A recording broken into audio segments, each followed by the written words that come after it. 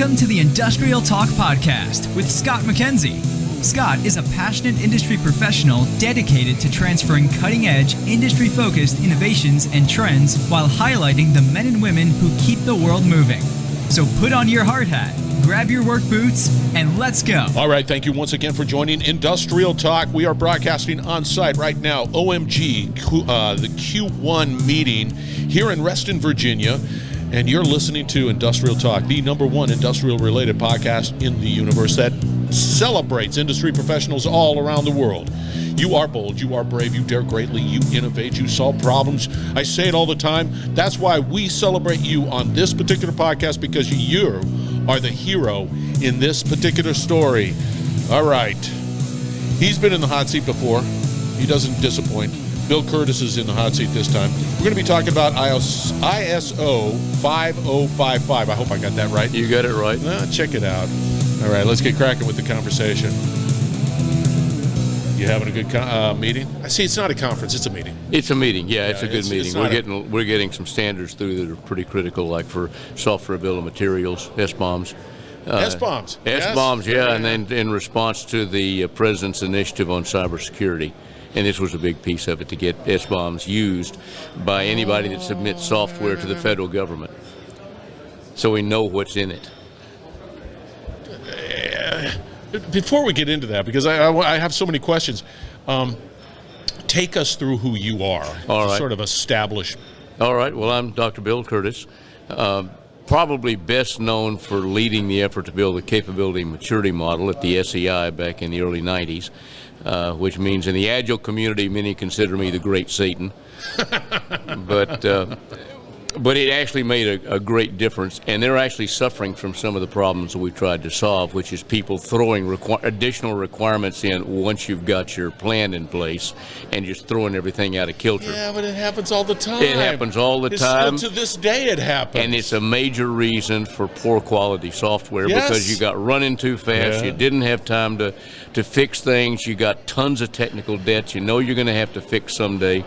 It's a mess, and Agile had a way to stop that, which is these are the frozen stories for this sprint, until the guy from marketing or the business comes down and throws more requirements in and says, no, you got to do it. We have to have it for competitive reasons and blah, blah, blah. And I'll go straight to the CEO if you don't do it. Run it up the old chain and that's it, man. It goes so it really puts the onus on executive management to protect you.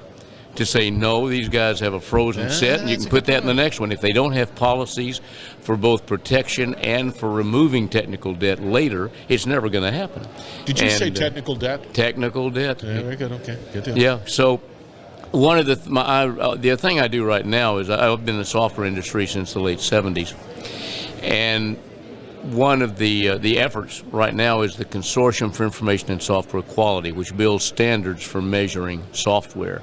And we also sponsor reports, and we sponsor a report called The Cost of Poor Quality Software, which is redone every 2 years to look at, what's the latest data. A fellow named Herb Krasner goes through about 130 different sources of cost data, which is cost for outages, cost for what maintenance costs, migration costs, and modernization costs, and all kinds of things that you have to pay for because the quality of the software is bad. And it's terrifying what the numbers he comes up with based on these public sources. And, it's like $1.5 trillion this last time. So, my God, that's a huge chunk of the national what am I looking for? The productivity. It's a hell of a, the national product. Yeah. And it is, but it's a drag on productivity, and it's sitting out there. We're in the era of 9-digit defects.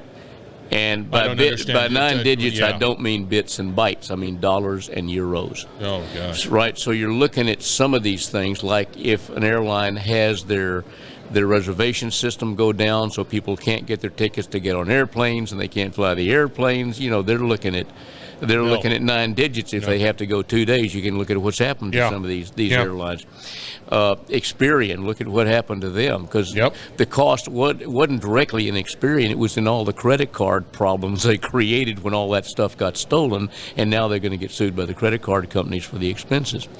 And then repairing all of that and putting everybody on free watch for all the problems they could have. One of the worst was Night Trading, which is a high-speed high-speed trading company on the stock market, and they had an update that accidentally activated some dead code because they had a lot of dead code they hadn't removed, and it made $440 million of bad trades in 30 minutes. They were bankrupt. Right, so you look at some Royal RBS in England had a bad update, and a kid, when he tried to back it out, ended up screwing up all the data, all the customer files, and Brits, 22 million Brits couldn't get to their bank accounts for like 3 weeks, couldn't pay mortgages. Yeah, it was just they estimated, the initial estimate was 175 million pounds. Figure that out in dollars. It was probably worse. So you're looking at some of these outages now, some of these online problems costing in the 9 digits, and we probably have a few that may be in the 10 digits. The one that broke into all the networking systems, and that one not sure the government will ever get all that stuff out. A couple of great points. I like that technical depth. I like the term that cost of poor quality software. Yeah. Because I don't think that we really truly understand that. I think people understand the pain. They know it. They know that it's clunky or cumbersome or don't do this because when I did it one time it did. They know that it exists out there. But to be able to quantify it, that's huge. Herb Krasner, when he built that report, goes out and looks at all these public sources. He's not sitting here just guessing. Now, some of those public sources are probably estimates, but they're probably reasonably based. And he looks at so many of them, he gets a good sort of broad picture of what's happening. He kind of triangulates down on costs in different areas like outages, excessive maintenance, and technical debt and things of that nature, security breaches, and then he pulls it all together. And when he puts that data together, it's staggering what he comes up with. All right. Now I want to curl up in a ball. Yeah, well. Because I don't know where to start. You always want to say, well, what's the solution? Where do we start? Take your money out and put it under your mattress where it's safe. Talk to us a little bit about ISO 5055. So the issue in most of these cases was a serious problem in the software. Some weakness, some glitch that allowed a bad thing to happen, whether it was a crash or a security breach or serious degradation of performance or whatever, or just makes maintenance a nightmare. So we got 75 experts together in the U.S. and in Europe and India, and really went through all this and said, what are the worst, most serious weaknesses you have to get out of the system? If it's something you can leave in there for years, that's fine. We don't care about it. We care about stuff is going to cause a problem if it gets activated, and you need to get it out now because it's a problem in either reliability, security, performance efficiency, or maintainability. We actually had executive meetings in Washington, D.C., and Frankfurt, and in Bangalore, where we brought executives in from Europe, from India, from North America, and said, what are the quality issues you're most concerned with? And those were the 4 that came out in every meeting, the top 4 that they wanted addressed. Reliability, security, performance efficiency, yeah, and maintainability. Maintainability. Yeah. So we went and started identifying the weaknesses that caused the most serious problems in those 4 areas and put them together into measures. So the measures are simply counts of the number that are in your system, the number of those weaknesses. And then you can normalize it by dividing by your favorite size measure, whether it's lines of code or function points or cosmic points or whatever, and come up with a normalization. Or any other way that you can find out, but that way you can start comparing across systems to see where your worst problems are. So those became OMG standards. We put them through the OMG process. They were formally defined in terms of OMG's meta models. And then initially it was only for business software.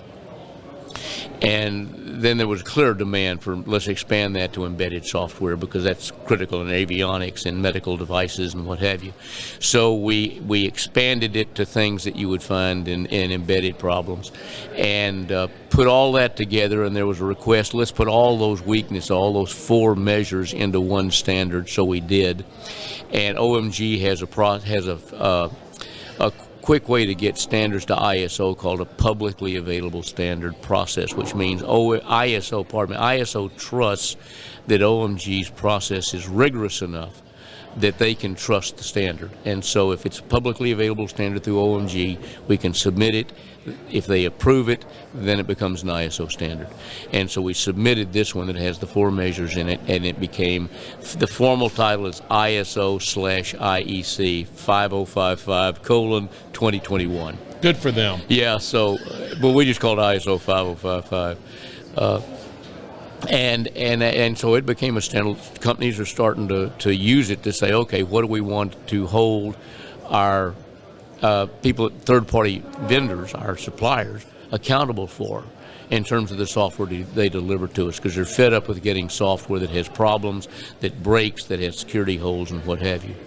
And so this is a way you can say, look, this is going to be part of our acceptance test, and here's some, you can set whatever thresholds you want. You're not going to get 0, but because the cost is just exorbitant. But you can set thresholds, say, look, you have to have at least, be below this density of weaknesses per 1,000 lines of code, or something of that nature, or per 100 function points, or whatever.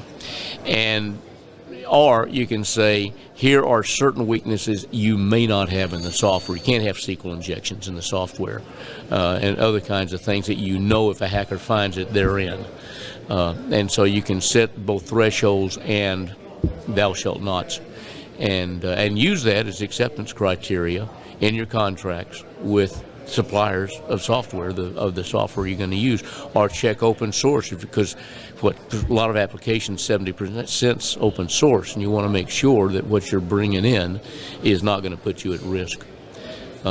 So this at least lists things you ought to look for. You can look for more than we list if you think it's serious for your kind of application or your kind of embedded system. But here's a starting point. We know these, and there's general agreement these are things you shouldn't have in software. So I have an existing application of software, and I know there's some questions here and there. Can I take this standard and then be able to do something that is sort of more, I'll use it, brownfield, as opposed to the greenfield type of, absolutely. It makes sense in the beginning. You want to be able to nail it down right in the beginning, but there's so many existing systems out there. Well, and that's where serious static analysis technology comes in, and you want it to be able to deal at the system level, not just the code level, but the system level. So, because about a third of these weaknesses involve system level interactions between components. People that skip layers with calls that just makes maintainability a nightmare, or they skip around the authentication routines, which is a massive security breach. So there's all kinds of things that really do affect. So you want system level, and there's a couple of the sponsors of CIS, CAST and Coverity, both have serious technologies for doing that. I work for CAST, so I know our technology, and have spent a lot of time being able to identify and detect so a lot of these, in fact, the majority of these weaknesses. Coverity's been after the same sort of thing. So you've got technologies like that can go in, do the static analysis, identify what the weaknesses are, and then you have to prioritize, because you can't fix everything. So that becomes an executive decision or a management decision. What are we going to prioritize? Is security the most important thing? How important is maintainability for this component or for this system? And then make those priorities, and then protect time that your developers need to fix it. Because if you don't protect the time, it's never going to get fixed, because the business is going to be constantly running down the hall with the next, you got to do this now. and the software degrades degrades to where it's a nightmare to fix anything. So if you don't fix the software, it becomes a serious limitation on organizational agility. You mentioned that company. So that company is able to provide the solution or service to be able to analyze your software. Yeah. To say, okay, we've done this. Yeah. We've looked at it. These are the areas of challenges. Then it's up to the client to say, yeah, that's number one, that's number two. But is there an interaction between you and the client saying, we recommend this being number one just because it's a security weakness? and a lot of companies work with third parties, outsourcers, security companies, right. whatever, and they provide the service. We provide the technology, we can also provide the service, but we work with partners who are service related, and that's their business. So they can work with the company to identify the weaknesses they want to fix and then help them get them fixed. So it's, there's all kinds of approaches they can take. Now this has already been published, it's out there. Yeah. It's free. It is free. Here's the warning. If you go to the website, the ISO website, and you list it, it'll take you to the website, and you can buy it for a bunch of Swiss francs. But at the bottom of the page, there's a link you can click that takes you to the free one. It's the publicly available standard. So go for the free one. Could I go to OMG? You can go into OMG, and it's on the OMG website as Automated Source Code Quality Measures. ASCQM is the catchphrase, and you can get it free from OMG. I think we have it on the CISC website as well. Well, it would make sense. Yeah. What fascinates me a little bit about this is it going to be the responsibility now of OMG, Team OMG, to keep this ISO standard up and changing it and then resubmitting and updating. That's exactly the responsibility. And in fact, the publicly available standard process with ISO is one where they rely on whoever submitted the standard to keep it current, keep it updated ever so often. And we are in the process now of updating it. We've expanded 2 of the weaknesses to some issues that people are very concerned about. We took the security standard, we upgraded it to data protection because there were other weaknesses we wanted to bring in. So we do have a data protection standard. So if you're looking at GDPR or the PCI or the California, there's all kinds of regulations now. And another one, we took the performance efficiency measure and the reliability measure and pulled out some weaknesses and upgraded that for resource sustainability, because in Europe they're working on regulations now for sustainability. We'll probably see the same in the U.S. at some point. And so you've got sustainability issues that are how effective the software is in limiting its use of resources. In addition, if it crashes, if there's a reliability problem, you've got all this energy to reboot everything, which is an excessive use of energy. So, so those are 2, and we're now adding those in as annexes into ISO 5055. So that's in process. It's not out there yet. We're going through the process of getting accepted and making a submission. So as we come up with these additional measures on top of the ones we have, we'll submit them as annexes to 5055. I like free. I like free too. I like free. Bill, how do people get a hold of you? Curtis at acm.org. Do you do anything on LinkedIn? Well, my profile's on LinkedIn. There it is. So we'll do that too. I don't do a lot of posting. The other thing we're doing, by the way, is because this is an issue for developers. I mean, code quality is the issue for developers as well as quality assurance. We're building a certification exam to test your knowledge of the weaknesses in ISO 5055 to make sure you know how to avoid them, how to identify them, how to remediate them, how to fix them. And so that's a year, at least a year away. So, see, But it'll be a As long as certification through there's OMG. Yeah, see, as long as there's the process to keep things current and Exactly. up to date, and I can trust Yep. what's going on there, and it's not static, it's more dynamic because the world is dynamic. Exactly. So I do like that. Thank you very much, Bill. I My appreciate pleasure. your Glad flexibility. being here. Thank you much. All right, listeners, we're going to have all the contact Bye-bye. information for Bill out on an industrial talk, so make sure you connect with this gent because you will not be disappointed. He knows more than you, just FYI. All right, we're going to be wrapping it up on the other side. Stay tuned. We will be right back.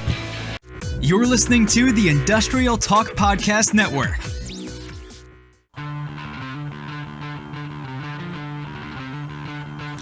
Bill Curtis is his name. I'm telling you right now, if there's somebody that you need, this is your call to action. If there's somebody that you need to reach out to, here's this sage, this incredible professional who definitely understands what's going on out there in the market. A must connect. Make that happen. All out on Industrial Talk, as it is always out there. I also 5055, and we're talking about software quality standards. And yes, you need that too. The event was OMG Q1, Reston, Virginia. Anyway, there it is. Reach out to Bill. That's your call to action. Industrial Talk is here for you. I say it all the time. You have a podcast. You need greater attention. Put it out on Industrial Talk. It's about getting that information out there so people can learn and be successful. Industrial information. Be bold, be brave, dare greatly. Hang out with Bill, change the world. We're going to have another great conversation shortly, so stay tuned.